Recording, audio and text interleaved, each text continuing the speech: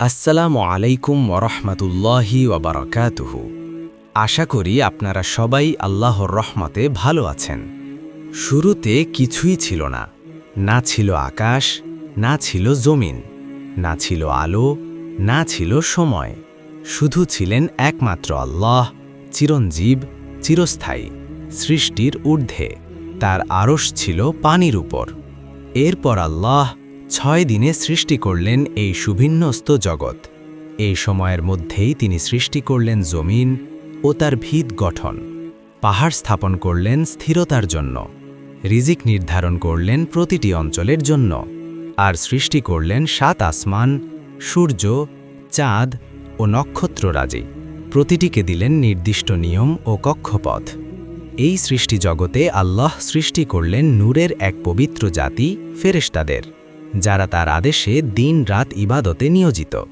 তিনি সৃষ্টি করলেন আগুন থেকে জিন জাতিকে, আর মাটি থেকে মানুষ, যাকে দেওয়া হলো জ্ঞান ও খলিফার মর্যাদা। এই মহাসৃষ্টি শুধু ইতিহাস নয়, এটা আমাদের জন্য এক বড় শিক্ষা। সব কিছুই সৃষ্টি হয়েছে আল্লাহর হুকুমে, আর সব কিছুই ফিরে যাবে তার দিকেই। এক সময় ছিল যখন সময় নিজেও সময় ছিল না।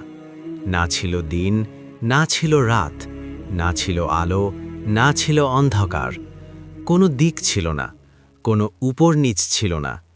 সেই অসীম শূন্যতায় শুধু একজনই ছিলেন, আল্লাহ। তিনি আগে থেকেই ছিলেন, তিনি থাকবেন চিরকাল। তিনি সৃষ্টি নন, তিনি স্রষ্টা। কুরআন বলে, আল্লাহ ছিলেন, তার সঙ্গে আর কিছুই ছিল না। সহিহ বুখারী, অর্থগত। সেই সময় আল্লাহ আরশ ছিল, আর সেই আরশ ছিল পানির উপর স্থাপিত। পানি, কিন্তু আমাদের পরিচিত পানির মতো নয়, এক রহস্যময় সৃষ্টির উপাদান। এরপর আল্লাহ ইচ্ছা করলেন এই নীরবতা আর শূন্যতা থাকবে না। তিনি সৃষ্টি করবেন এক জগৎ, যেখানে থাকবে আকাশ, থাকবে জমিন, থাকবে নিয়ম, থাকবে প্রাণ। আর তখনই শুরু হলো 6 দিনের সেই মহাকাব্যিক সৃষ্টি। ইসলামে অধিকাংশ আলেমের মতে সর্বপ্রথম সৃষ্টি হল কলম। রাসূলুল্লাহ সাল্লাল্লাহু আলাইহি ওয়াসাল্লাম বলেন, আল্লাহ সর্বপ্রথম কলম সৃষ্টি করেন, অতঃপর তাকে বললেন লিখ। তিরমিজি, আবু দাউদ, সহিহ। আল্লাহ বলেন, লিখ, কিয়ামত পর্যন্ত যা কিছু ঘটবে সব। তখন কলম কেঁপে উঠল, কারণ সে বুঝতে পারল এটি কোনো সাধারণ লেখা নয়, এটি তাকদীর, ভাগ্য। কে কখন জন্মাবে, কে কখন মারা যাবে, কে জান্নাতে যাবে, কে জাহান্নামে যাবে, সুখ, দুঃখ, যুদ্ধ, শান্তি, সব। রাসূল সাল্লাল্লাহু আলাইহি ওয়াসাল্লাম বলেন, কিয়ামতের 50,000 বছর আগে তাকদীর লিখে ফেলা হয়েছে। প্রথম দিন আল্লাহর ইচ্ছা বাস্তবের রূপ নিতে শুরু করল। তিনি বললেন, হও, আর সেই পানির গভীরতা থেকে এক বিশাল কাঠামো ধীরে ধীরে প্রকাশ পেল। এটি ছিল না পাহাড়ে ভরা পৃথিবী, ছিল না গাছে ভরা পৃথিবী। এটি ছিল এক কাঁচা, অগঠিত, নরম পৃথিবী।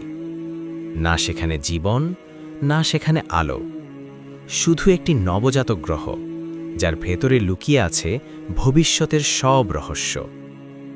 এই দিনেই পৃথিবীর মূল সৃষ্টি সম্পন্ন হল। কুরআন বলে, তিনি 2 দিনে জমিন সৃষ্টি করেছেন। সূরা ফুসসিরাত 9। আল্লাহ সেই পৃথিবীকে বিস্তৃত করলেন, তিনি তাকে চওড়া করলেন, তার ভেতরে শক্ত স্তর তৈরি করলেন। পৃথিবী এখন শুধু একটি গোল বস্তু নয়, এখন সে ঘুরছে, নিজের কক্ষপথে স্থির হচ্ছে। তার ভেতরে জমা হচ্ছে আগুন, পাথর, ধাতু। এখনও পৃথিবী বাসযোগ্য নয়, কিন্তু সে প্রস্তুত হচ্ছে। এই 2 দিনে পৃথিবীর অস্তিত্ব পূর্ণতা পেল। তৃতীয় দিনে পৃথিবী ছিল অস্থির, ভেতরে উত্তাল শক্তি, উপরের ভূমি কাঁপছে। তখন আল্লাহ সৃষ্টি করলেন পাহাড়। বিশাল পর্বত পৃথিবীর বুকে গেঁথে দেওয়া হলো, যেন পেরেক। কুরআন বলে, আমি পাহাড়কে পৃথিবীর জন্য পেরেক বানিয়েছি। সূরা নাবা 7। পাহাড় শুধু সৌন্দর্য নয়, পাহাড় পৃথিবীকে স্থির করে, ভূমিকম্প কমায়, ভূখণ্ডকে ধরে রাখে। এই দিনেই পৃথিবী প্রথমবারের মতো স্থিরতা অনুভব করল। চতুর্থ দিন ছিল এক অসাধারণ দিন।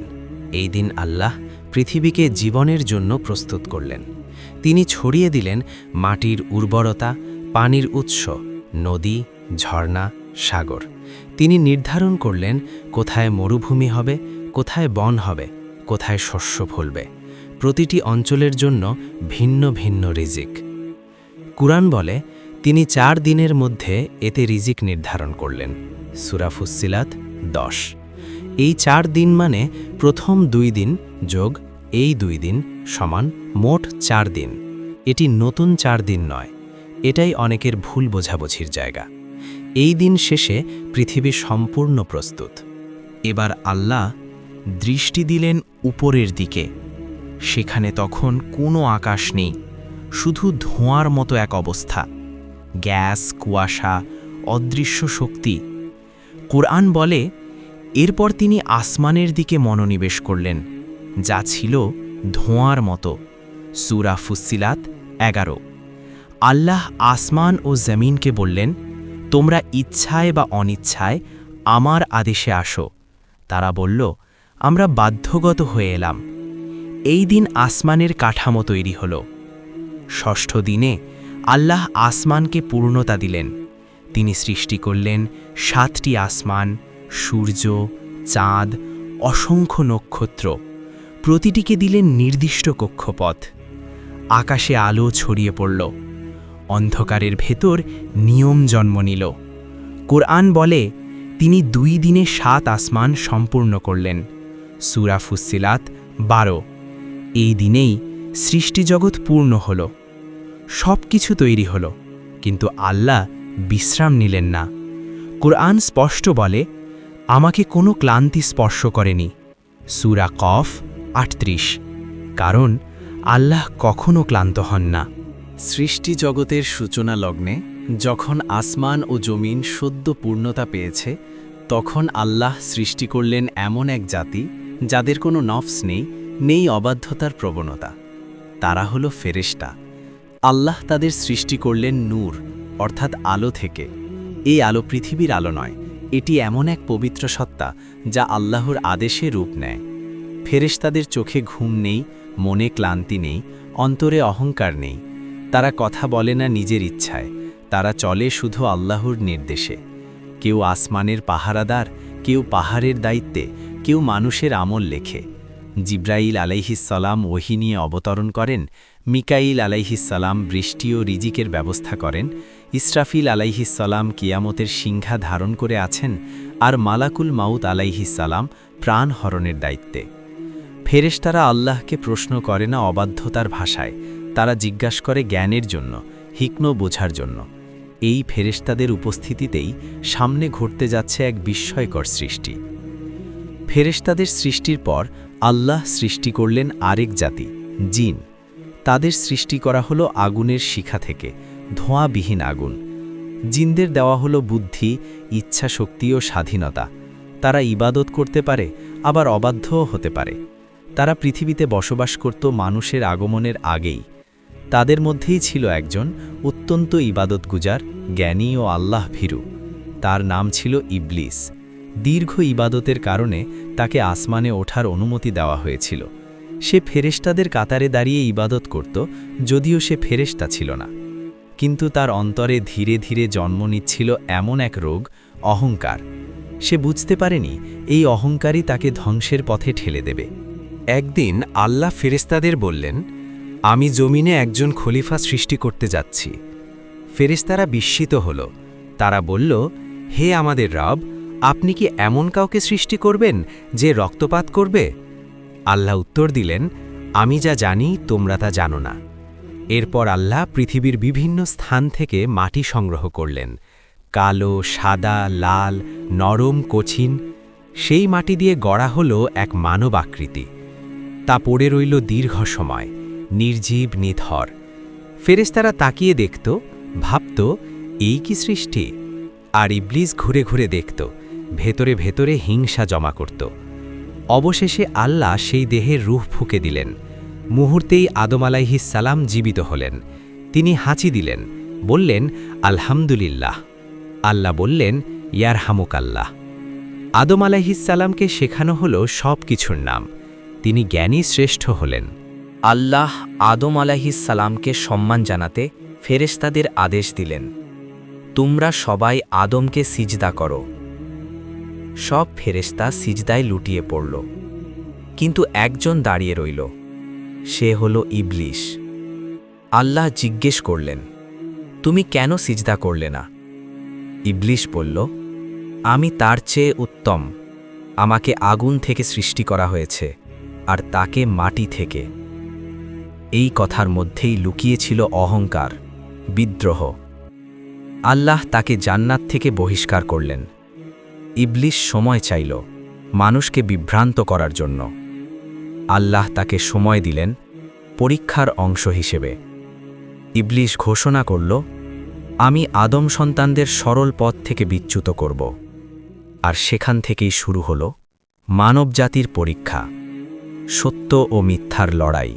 সবকিছুই শুরু হয়েছিল আল্লাহর এক হুকুমে, হও। 6 দিনে তিনি সৃষ্টি করলেন আসমান, জমিন, আলো, পাহাড়, রিজিক ও জীবন। কিন্তু এই বিশাল সৃষ্টির মাঝেও আল্লাহ কখনো ক্লান্ত হননি, কারণ তিনি পরম ক্ষমতাবান। নূর থেকে সৃষ্টি হওয়া ফেরেশতারা আজও অবাধ্যতা ছাড়া তার আদেশ পালন করছে। আগুন থেকে সৃষ্টি জিনজাতির মধ্যেই দেখা গেল অহংকারের পরিণাম। আর মাটি থেকে সৃষ্টি মানুষ, তাকে দেওয়া হলো জ্ঞান, দায়িত্ব ও খলিফার মর্যাদা। এই সৃষ্টি জগৎ আমাদের শেখায় মর্যাদা আসে উপাদান থেকে নয়, আসে আনুগত্য থেকে। ইবলিস পতিত হল অহংকারে, আর আদম আলাইহিসসালাম সম্মানিত হলেন বিনয়ে। আজও আমরা সেই পরীক্ষার মধ্যেই আছি, সত্য না মিথ্যা, আনুগত্য না অহংকার। আসুন আমরা আল্লাহর পথে অবিচল থাকি এবং সেই সৃষ্টিকর্তাকে স্মরণ করি, যিনি সবকিছুর সূচনা করেছেন এবং যার কাছেই আমাদের প্রত্যাবর্তন।